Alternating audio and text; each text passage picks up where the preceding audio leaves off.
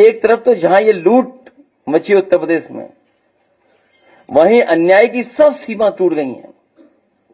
अभी हमें सुल्तानपुर के परिवार के सदस्य मिले जिनके बेटा इंजीनियर।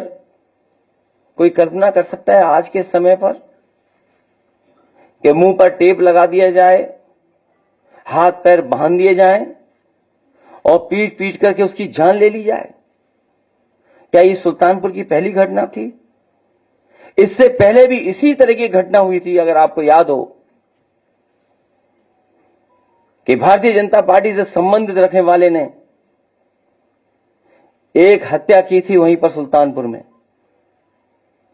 और अभी जो झूठी कहानी पढ़ी जा रही है इनकाउंटर को लेकर के,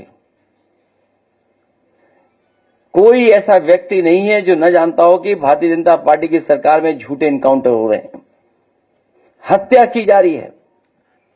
जो मंगेश यादव की हत्या हुई है, गांव से लेकर के आसपास के लोग जानते हैं कि पुलिस रात में आई थी, उठा ले गई, पुलिस उठा करके लेके गई एसटीएफ। और सोचिए आप कैसी कहानी गढ़ी गई कि उसके पास नया बैग था। अयोध्या जैसी पावन धरती पर जो किसान स्वयं ऐसे अच्छे कार्य के लिए जमीन देना चाहते थे, जिस समय मांग थी कि सर्किट रेट बढ़ाया जाए, इनको मुआवजा दिया जाए, सरकार ने किसानों को कहीं मुआवजा नहीं दिया जो उनकी मांग थी उसके अनुसार। लेकिन जब गरीब किसान भोले भाले लोगों से जमीन ले ली, जब दूसरे लोगों के पास जमीन पहुंच गई और अपने लोगों के पास उनके जमीन पहुंच गई, उसके बाद अयोध्या का सर्किट रेट से लेकर के सब बढ़ा दिया गया। क्या ये राजस्व की क्षति नहीं है? और मुझे खुशी है इस बात की कि तमाम भारतीय जनता पार्टी के पदाधिकारियों की सूची और अधिकारियों ने जिन्होंने जमीन ली है उनकी रजिस्ट्रियों की कॉपी हमें दी है। ये रजिस्ट्रियों की कॉपी है। और यही नहीं है, बहुत बड़ी संख्या में फाइल में हैं ये सब। केवल यही लूट नहीं हुई, सेना जैसी जो डिफेंस है, उस डिफेंस के जमीन से कोई छेड़खानी नहीं करता।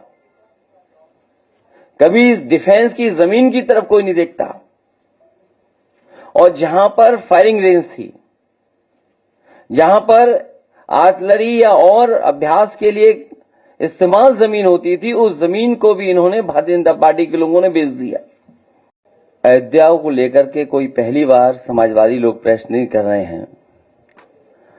इससे पूर्व में भी समय समय पर जब किसान आए, व्यापारी आए और हमारे गरीब जिनके साथ अन्याय हुआ उस समय आए, तो हम लोगों ने समय समय पर प्रेस के माध्यम से सरकार को जानकारी देने का काम किया।